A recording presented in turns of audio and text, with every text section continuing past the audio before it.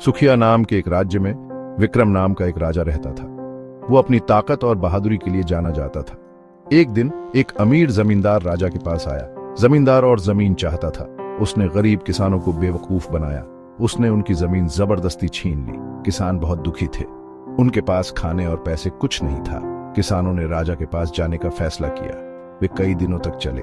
जब वे महल पहुंचे तो उन्होंने राजा से मदद की भीख मांगी।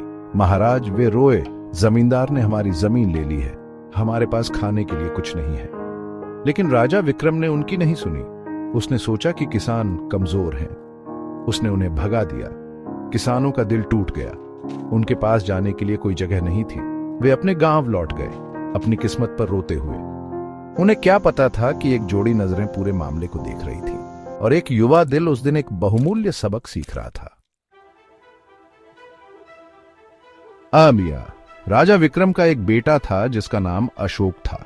अशोक एक दयालु और सौम्य राजकुमार था। राजा विक्रम चाहते थे कि अशोक ताकतवर बने। उनका मानना था कि एक शासक में ताकत सबसे महत्वपूर्ण गुण होता है।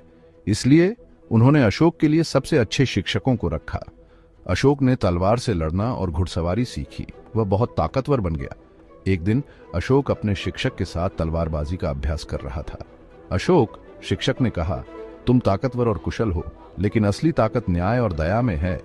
अशोक को समझ नहीं आया। आपका क्या मतलब है? उसने पूछा। शिक्षक मुस्कुराए। एक दिन तुम समझ जाओगे, उन्होंने कहा। अशोक ने अपना प्रशिक्षण जारी रखा, लेकिन उसके शिक्षक के शब्द उसके साथ रहे। वो ताकत के असली मतलब के बारे में सोचता रहा।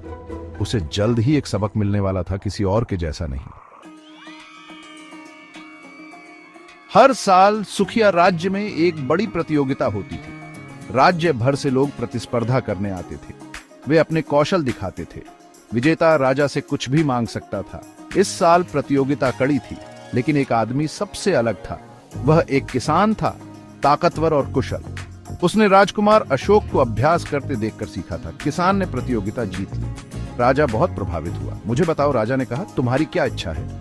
मैं उसे पूरा करूंगा। किसान मुस्कुराया। महाराज, उसने कहा, मेरा एक विनम्र निवेदन है। मैं चाहता हूं कि आप और आपका परिवार 1 महीने के लिए हमारे गांव में रहने आए।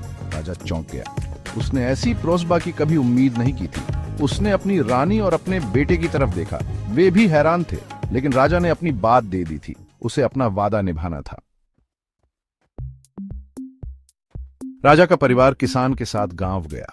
उन्होंने देखा कि लोग कैसे रहते हैं। घर छोटे और तंग थे। लोग खेतों में कड़ी मेहनत करते थे। उनके पास खाने के लिए बहुत कम था। राजा ने ऐसी गरीबी पहले कभी नहीं देखी थी। उसे शर्म